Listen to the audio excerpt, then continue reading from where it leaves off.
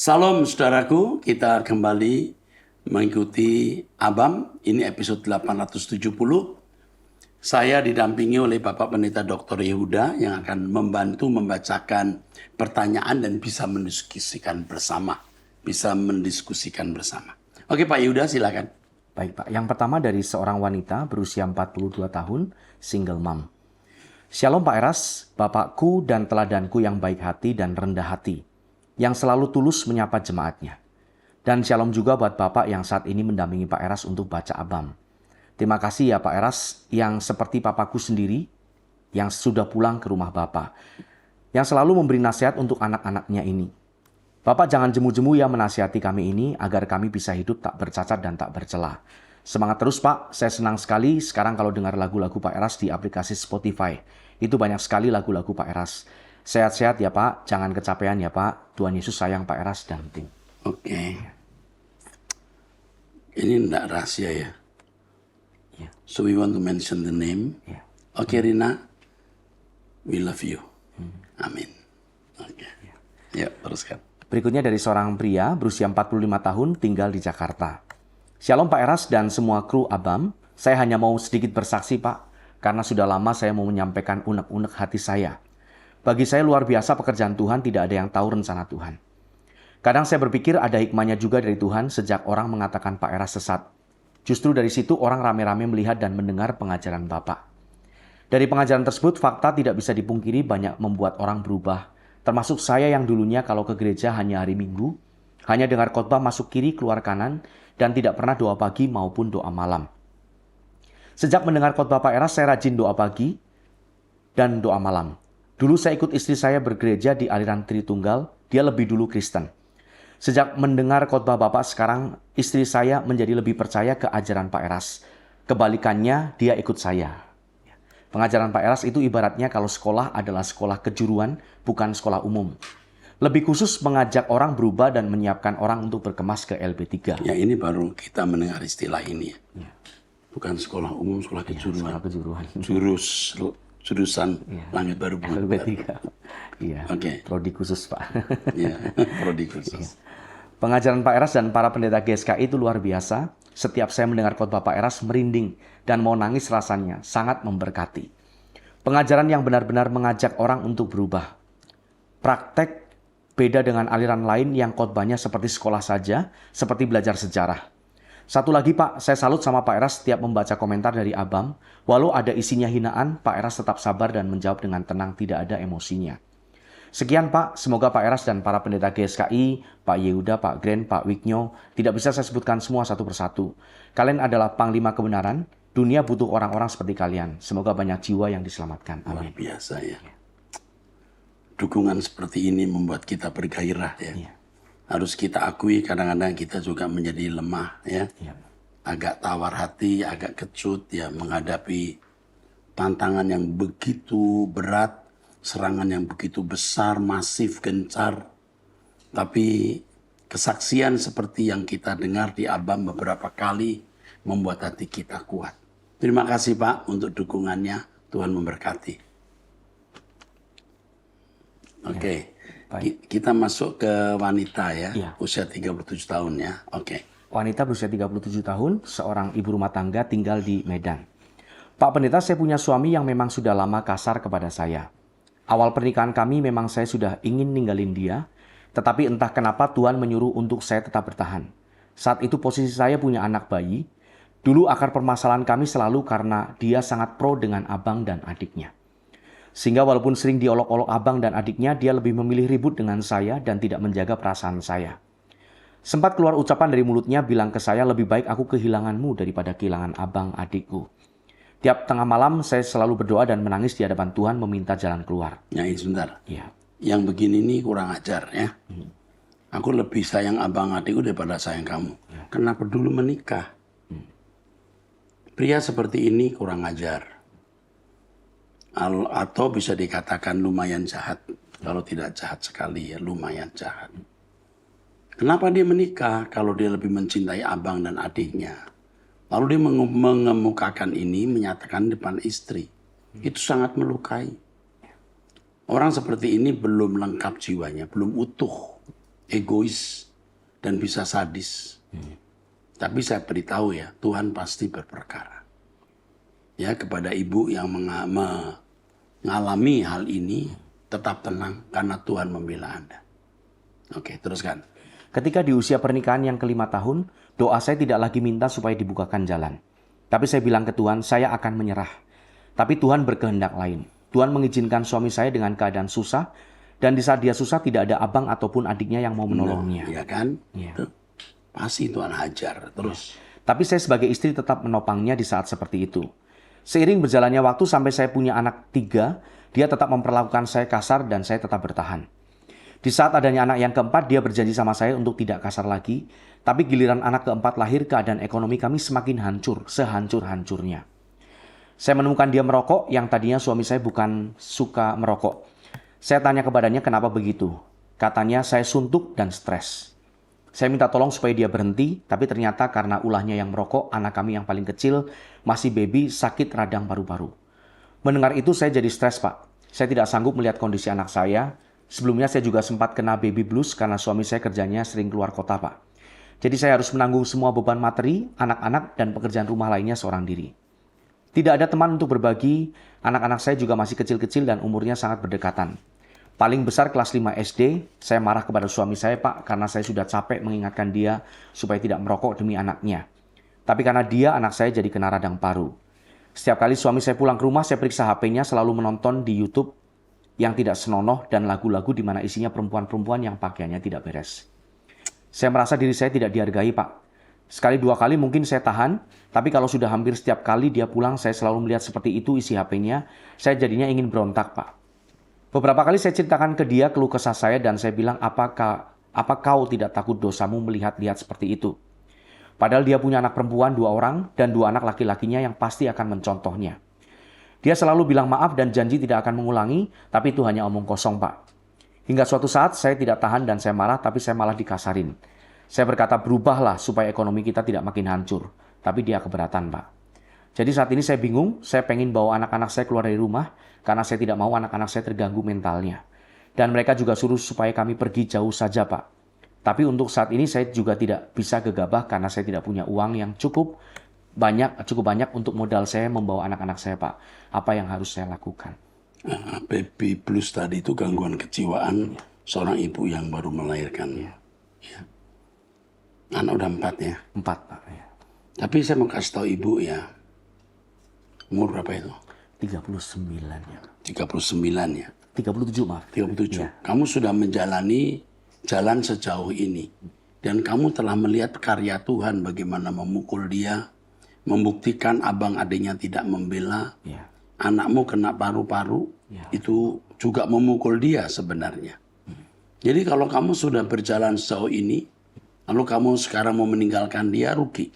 Tahan saja. Tahan sedikit lagi. Lihat tuh karya Tuhan yang lebih besar dari apa yang pernah Tuhan kerjakan dalam hidupmu atas suamimu. Jadi saya nasihatkan jangan cerai, jangan tinggalkan dia dulu. Tunggu, karena kamu sudah jalan jauh. Ya, udah sejauh ini. Rugi kamu, ya. Dan kamu sudah terasah lewat masalah-masalah ini menjadi dewasa rohani. Teruskan sampai pada kesempurnaan. Selamat berjuang. Kami tim Abba mendampingi Anda. Kalau ada hal lain yang perlu disampaikan, sampaikan. Tim Abba siap menopang dan berjalan bersama. Oke, teruskan Pak. Berikutnya dari seorang pria berusia 60 tahun, menikah memiliki 3 orang anak. Yang pertama saya menyampaikan banyak terima kasih kepada Bapak Rohani saya, Bapak Pendeta Dr. Erastus Sabdono, yang telah banyak membawa perubahan hidup dan karakter saya. Baik melalui ibadah, abam, dan doa pagi yang selalu saya ikuti.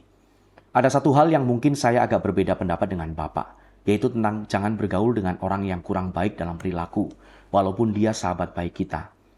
Singkatnya, saya punya sahabat sejak kecil dan memang perilakunya kurang baik. Suka minuman keras, kadar alkohol rendah maupun tinggi. Dulu saya ikut menemani minum sebagai penghargaan dalam persahabatan. Namun setelah mengikuti khotbah Pak Eras, banyak yang berubah pada karakter saya. Ini saya ketahui setelah saya sempat reuni kecil dengan teman sekolah dalam waktu 5 hari beberapa bulan lalu. Ada peristiwa yang menurut mereka ada perlakuan teman yang tidak pantas atau tidak menghargai saya. Namun saya merasa heran karena hal itu bukan masalah tidak dihargai orang. Kenapa harus tersinggung? Yang tertanam dalam pikiran saya adalah jangan sampai saya tidak berkenan di mata Tuhan. Karena saya merasa CCTV Tuhan selalu memantau saya dimanapun dan kapanpun. Yang mengejutkan adalah kesabaran saya sudah di luar batas normal, begitu kata teman saya. Saya hanya tersenyum dan menjawab, itu hanya masalah kecil dan tidak perlu dipersoalkan. Maaf bukan ingin membanggakan diri, tapi yang terpikir adalah dampak yang begitu besar dari ajaran Bapak Eras pada pola pikir dan karakter saya sehari-hari. Dan teman saya mengaku masih abu-abu dalam iman, dan katanya ingin mencoba belajar mengerti dan sabar dalam berbagai masalah hidup. Mereka heran mengapa saya begitu sabar, kata mereka, dan masih bisa bersyukur dengan keadaan, dengan berbagai persoalan hidup yang begitu berat menurut ukuran mereka. Waktu ketemu Bapak Eras di Surabaya, saya sempat berfoto dan minta tanda tangan pada buku karya Pak Eras. Bapak berpesan tetap setia. Anak-anak saya sangat surprise setelah saya share foto dan pesan Bapak kepada saya ke mereka. Kok bisa saya yang bukan siapa-siapa bisa berfoto dengan Bapak Erastus? Anak yang masih bersama di rumah hanya anak yang kecil, anak pertama sudah kerja di luar kota, dan kedua kuliah dan kerja part-time juga di luar kota. Fokus saya adalah menjadi teladan buat 3 anak saya. Saya mohon dukungan doa untuk istri saya yang masih keras hatinya, yang menurut istilah Pak Eras, istri saya itu sakit jiwanya. Nasihat inilah yang membuat saya jadi sadar dan kuat bergumul menjalani sisa usia ini, dan berharap bisa menggarami sahabat-sahabat saya yang masih berpikir duniawi dan abu-abu dalam iman. Saya bisa memaklumi karena finansial mereka berlimpah. Saya merasa harus tetap bersahabat baik dengan mereka, bukan menjauhi. Bapak Erastus yang saya hormati, saya ingin menanyakan makna dari Injil Matius 16 ayat 19 dan Matius 18 ayat 18 tentang apa yang terikat di dunia ini akan terikat juga dalam kerajaan sorga. Karena banyak orang terikat dengan harta dan pada orang yang dicintainya. Semoga Bapak bisa membuka wawasan saya dalam hal ini. Terima kasih atas seminar Logos, Kenosis, dan jawaban-jawaban yang Alkitabiah yang sudah Pak Eras berikan pada pertanyaan-pertanyaan yang sudah banyak saya simak melalui YouTube.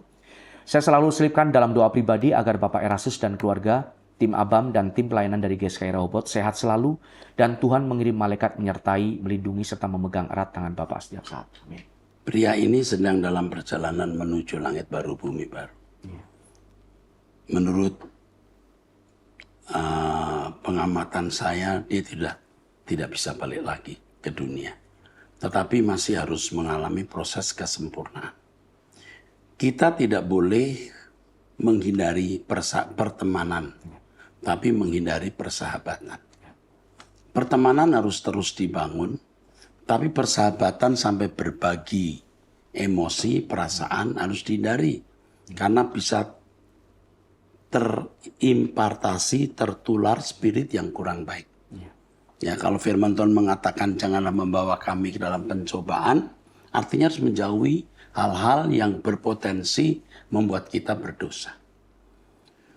Saya percaya pria ini dipakai Tuhan untuk menyelamatkan teman-temannya. Lakukan itu, Pak. Tapi ingat, jangan melekatkan hati dalam persahabatan. Pertemanan harus. Kecuali mereka menjadi orang percaya dan Anda bisa berbagi perasaan, beban. Ya. Yang kedua mengenai apa yang kau ikat di bumi terikat di surga. Artinya segala sesuatu yang kita lakukan di bumi ini berdampak di kekekalan. Juga pelayanan kita berdampak di kekekalan. Itu saja maksudnya. Cukup jelas ya? Cukup jelas, Pak. Sebenarnya simple, itu maksudnya. Terus. Yang selanjutnya, Pak, dari seorang perempuan berusia 29 tahun, belum menikah, tinggal di Jakarta. Ya. Shalom Bapak Pendeta, saya mau bercerita tentang teman saya. Rencananya mau menjadi teman hidup, tapi tidak jadi karena saya merasa teman saya ini orang hiperseks. Dari cara ngomongnya yang suka ke banyak cewek menggunakan ilmu hitam. Dan juga kemarin saya dicek ada seekor ayam putih yang selalu mengikuti dia dari belakang. Dan dia sudah terjatuh di jurang dan saya hanya melihat dia dari atas. Kata pendeta, jika saya jadian sama dia berarti saya juga akan hancur, Pak Pendeta. Sebentar. Iya. Dan kemarin saya dicek ada seekor ayam. Apa? Ya ini kurang begitu. Maksudnya ayam itu dari mana itu ada ayam itu? Iya. Dia melihat gitu ya, Pak. Mungkin atau dia atau orang lain yang melihatkan. Oke, teruskan. Iya. Dan dia juga mengalami gangguan kepribadian, agak psikopat dan antisosial. Tapi di sisi lain saya ingin merubah dia kembali ke jalan yang benar, tapi susah sekali diberitahu ke dia. Jangan coba-coba merubah orang demi untuk sebuah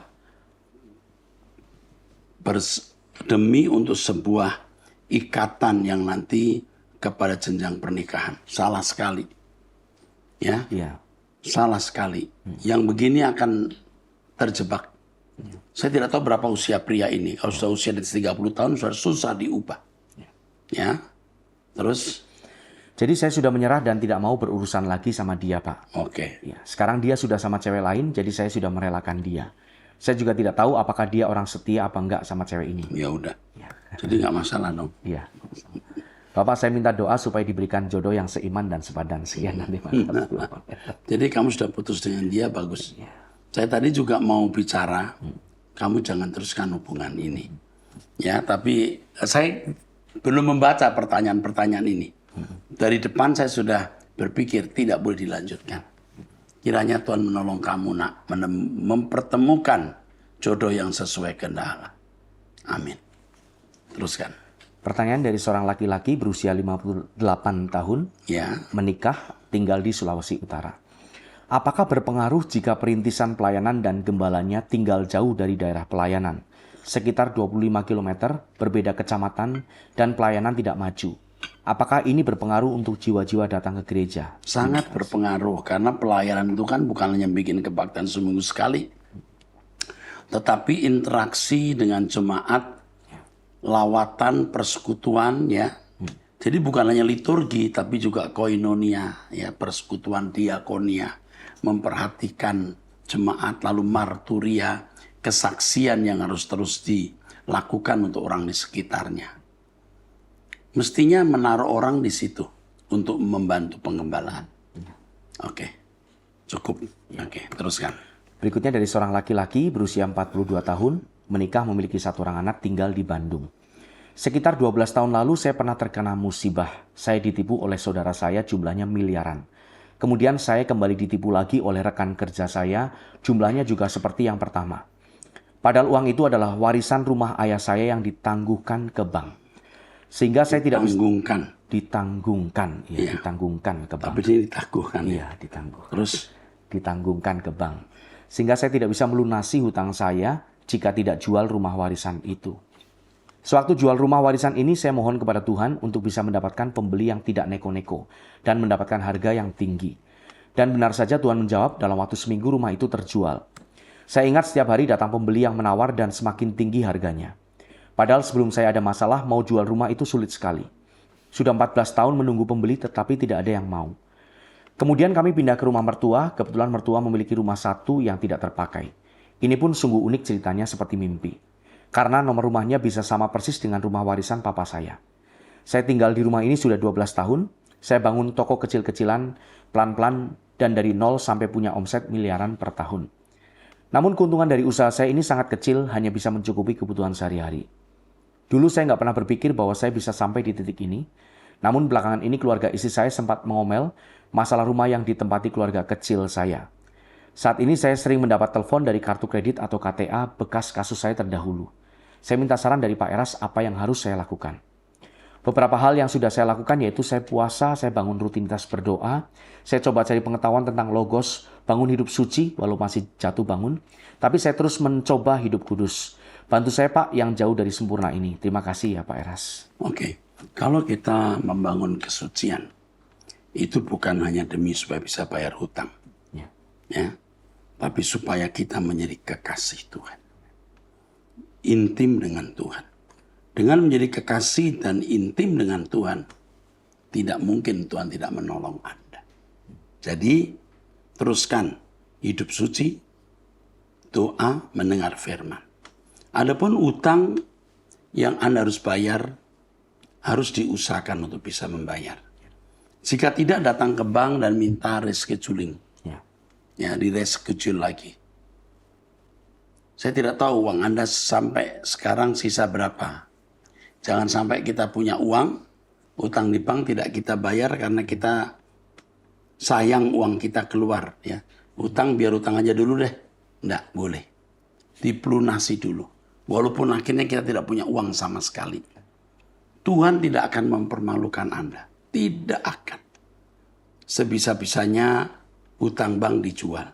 Saya kira masih ada barang-barang yang Anda miliki. Mungkin itu barang kesayangan, entah hadiah orang tua, entah itu warisan. Jangan terikat dengan warisan. Kalau bisa dijual, dijual untuk membayar hutang. Setahu saya dari pengalaman yang saya dengar, saya belum ngalamin sih. Utang di bank bisa nego. Saya udah tidak bisa bayar lagi. Bisa nggak saya minta keringanan pembayaran? Dikurangi di cash atau dibayar secara bertahap. Coba diusahakan itu. Pasti Tuhan akan tolong, ya.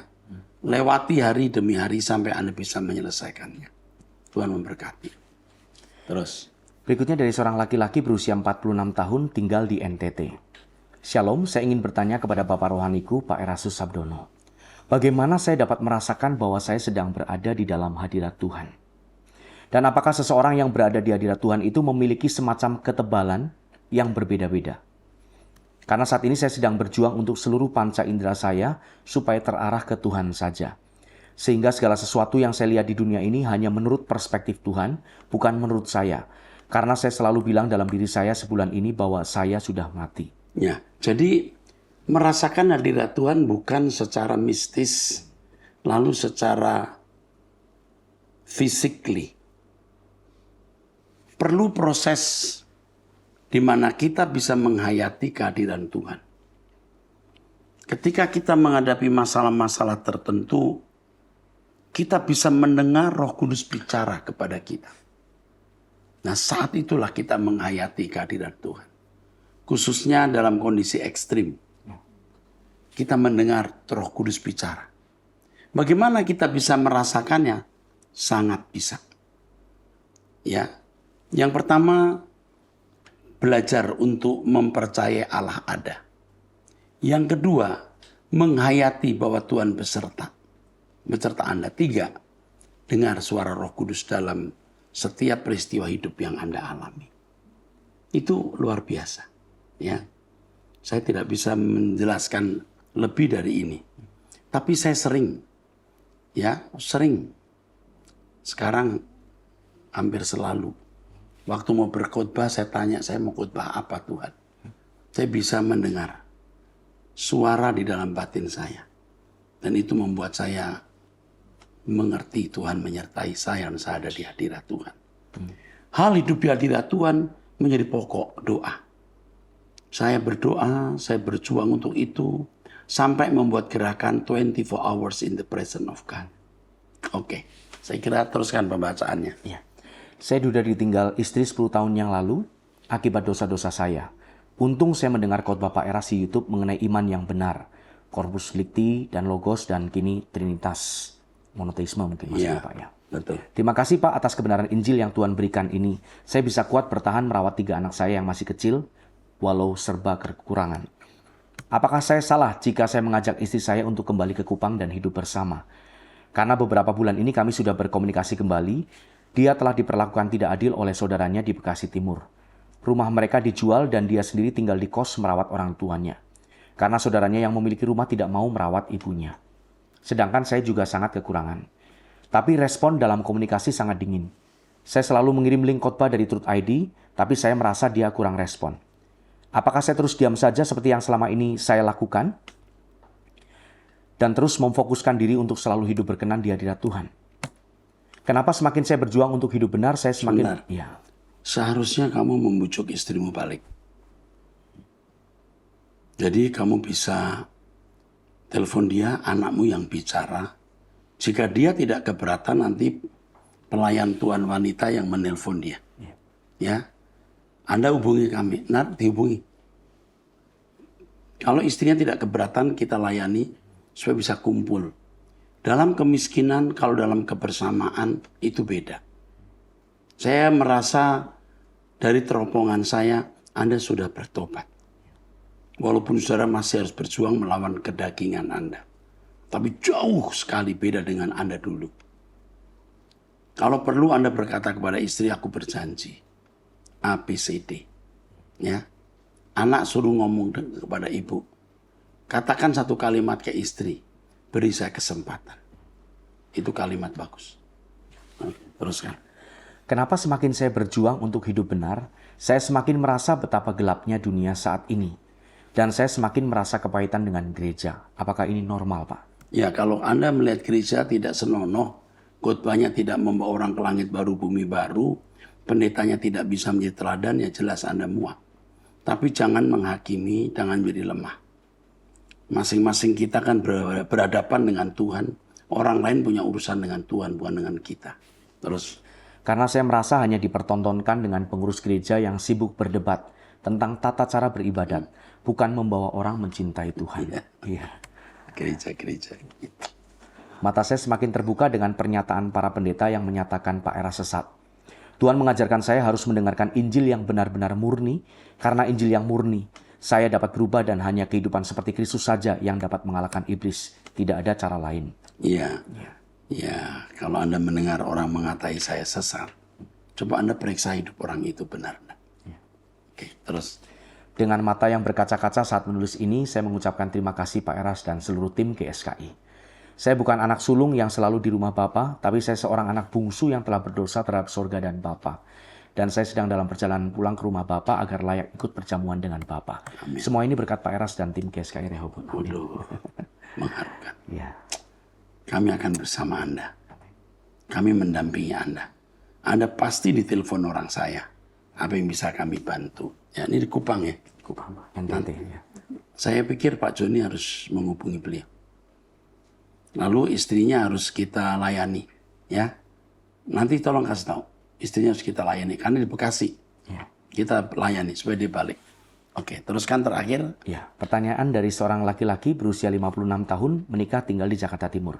Ada dua pertanyaan, Pak. Yang pertama, apakah untuk mematikan kedagingan saya harus menjual satu-satunya mobil yang kami miliki? Karena saya sering kesal menghadapi kondisi di jalan yang memancing emosi. Justru kamu ya, justru kekesalan itu cara membunuh kedagingan. Anda harus menghadapi kasus untuk membunuh kedagingan. Kalau tidak menghadapi kasus, kita tidak bisa membunuh kedagingan kita. Kalau Anda mau cara begini bisa. Masuk hutan, nggak ada manusia, hanya ada monyet. Anda mungkin nggak pernah bisa salah. Tapi itu bukan proses yang baik, Pak. Tapi emosi juga sama monyet. Tapi ini ada kesungguhan berubah loh. Iya. Ini ada kesungguhan berapa usianya? 56 tahun. 56 tahun. Serius. Udah susah diubah tapi serius. Pak, ayo kita berjuang. Saya juga mengalami hal serupa seperti itu, tapi saya sudah melewatinya. Bisa kita lewati. Ya, saya punya pengalaman pahit masa lalu. Biar pendeta turun dari mobil bak besi. Ya, ini kalau orang dekat saya tahu kisah-kisah apa liar buasnya saya. Tapi bersyukur hari ini Tuhan rubah. Anda juga bisa berubah. Oke, teruskan. Pertanyaan terakhir, jika kami ada di klaster perumahan yang mayoritasnya beragama non-Kristen, apakah kami juga harus menjual rumah tersebut? Karena kami sering menghadapi kejengkelan dari tetangga. Terima kasih. Itu juga cara yang baik. Nggak masalah. Rumah saya, itu 3 rumah sebelah kiri saya itu. Rumah ibadah agama lain. Saudara, saya main gitar saja, suaranya bisa tertelan oleh suara sembayangan. Tapi saya baik dengan mereka semua. Nggak masalah. Karena mereka melakukan ibadah itu kan bukan untuk saya. Tapi untuk warga yang bisa mendengar. Mereka sembayang, panggilan untuk sembayang. Ya udah, nggak masalah. Ya, oke. Saya kira itu saja. Sampai bertemu di episode 871. Tuhan memberkati.